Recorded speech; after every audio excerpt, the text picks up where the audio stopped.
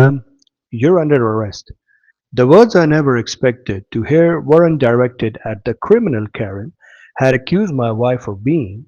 They were directed at Karen herself, and every second of her unraveling was caught on camera. But I'm getting ahead of myself. The night my wife was almost arrested at the hospital started like any other ordinary emergency. Too ordinary for how badly it would spiral.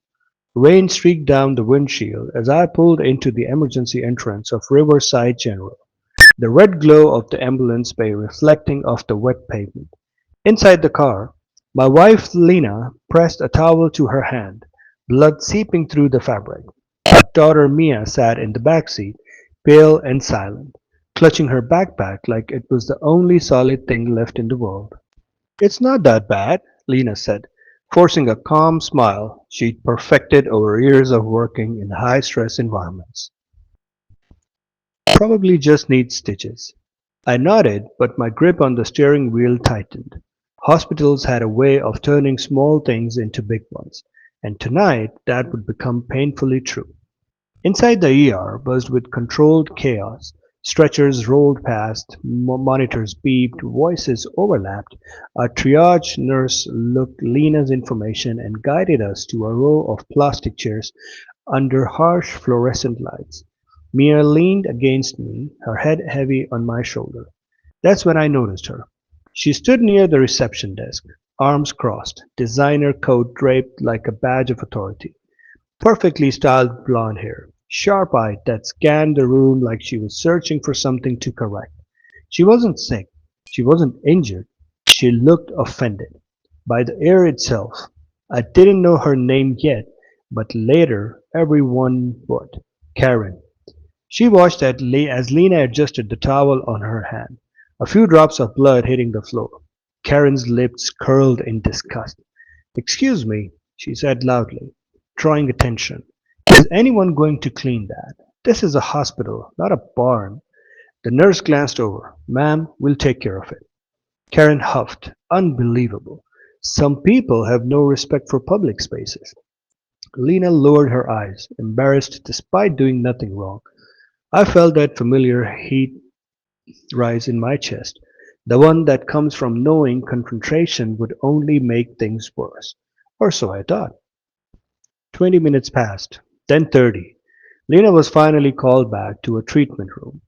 I stayed with Mia in the waiting area, scrolling through my phone to distract her. That's when I heard Karen again. "I saw her go into the supply room," Karen said sharply to a security guard.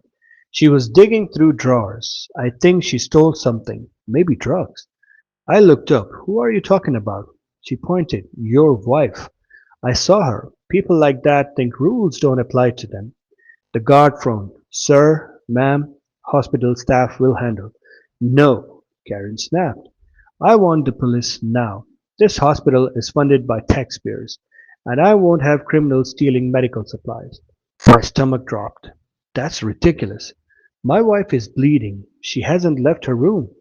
Karen's eyes flicked to me, cold and assessing. "Of course you'd say that." Before I could respond, she was already on her phone. "Yes, hello. I'm at Riverside General. A woman just stole medical supplies. Yes, I feel unsafe." Unsafe. That word. Always that word. Minutes later, two police officers entered the ER. Their body cameras blinked red. Everything changed. They spoke with Karen first. She gestured dramatically, pointing toward Lena's treatment room, spinning a story about suspicious behavior, theft, and aggression. I watched the officers nod, jot notes, their expression tightening. One of them turned to me. "Sir, we need to ask your wife some questions." Mia squeezed my hand. "Daddy?" "It's okay," I said, though my voice betrayed me. They entered Lena's room. I could hear muffled voices, Lena's calm explanation, Karen's voice cutting in from the hallway. "She threatened me," Karen lied loudly. "She said she'd deal with me if I didn't mind my business." "That's a lie." I stepped forward. "Sir, please stay back," an officer warned. Lena emerged, her hand now wrapped in gauze. Confusion edged across her face. What's going on? Ma'am, one officer said. We received a report that you stole medical supplies and made threats. Lena blinked once, twice. Then she laughed, short, disbelieving. I'm a compliance auditor. I wouldn't steal a paperclip from a hospital, Karen scoffed. That's exactly what a criminal would say. The officer hesitated. Ma'am, did you enter any restricted area? No, Lena said firmly. I never left this room. Karen crossed her arms. So now she is lying too. The tension in the ER was thick enough to choke on. Patients washed, nurses whispered, phones came out. Then Leela did something unexpected. Officer, she said calmly, I'd like to file a counter-complaint for false reporting and harassment. Karen laughed. You don't get to do that. Lena met her eyes. Actually, I do. The officers exchanged glances. We'll need to review the security footage. Karen's smile faltered. Just a crack. And, Lena added, I'd like to request all body cam footage from this interaction. Silence. Karen's face tightened. That's unnecessary. No, Lena said softly. It's essential. They escorted everyone to a side office while hospital administration pulled the footage. Karen paced, muttering about lawsuits and influence. She kept repeating one phrase, I know people. An hour later, the hospital administrator returned, pale-faced. The footage doesn't support the accusation, she said carefully. Mrs. Carter never entered the supply room. She remained in her treatment area the entire time. Karen froze. That's impossible. And, the administrator continued, the body cam audio clearly captures Miss Carter being calm and cooperative. There were no threats made. The room felt suddenly smaller. One officer cleared his throat. Ma'am, he said to Karen, filing a false police report is a serious offense. Karen's voice rose. She intimidated me. I felt threatened. Lena leaned forward. Because I exist? The officer's jaw tightened. Ma'am, I'm placing you under arrest for false reporting. Karen screamed. Actually screamed.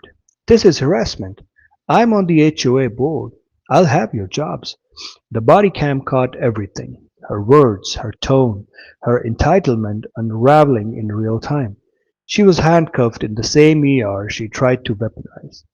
By morning, the video was everywhere. TikTok, YouTube, Facebook. The HOA Karen falsely accuses women in hospital. Body cam reveals truth. Millions of views. Comment sections on fire. Karen's employer released a statement by noon.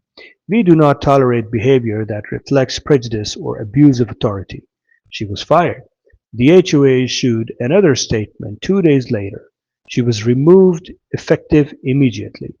Lena's stitches healed quickly. The bruise of that might took longer. A week later, we returned to Riverside General, not as patients but as guests. The hospital had invited Lena to speak at a compliance seminar about accountability and ethics. As we walked past the ER, Mia squeezed Lena's hand. Mom? Yes, baby. You were really brave.